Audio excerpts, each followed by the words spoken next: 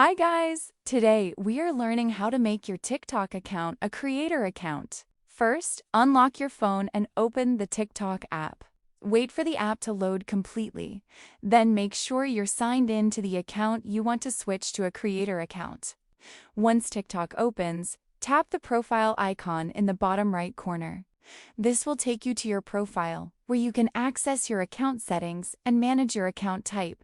Now, tap the three horizontal lines in the top right corner of your profile. This will open a menu with several account and privacy options. From the menu that appears, tap Settings and Privacy. Here you'll find all the options related to your TikTok account: privacy, security, and preferences. Scroll through the settings until you find the account section. Tap it to view your account type and other account management options.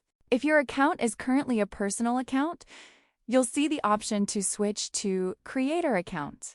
Tap it and follow the on-screen instructions to complete the setup. If your account already shows Creator Account, then no further changes are needed. Complete the remaining setup by choosing the category that best matches your content and confirming your selection. Once the process is finished, your account will be switched to a creator account, giving you access to additional creator tools and insights.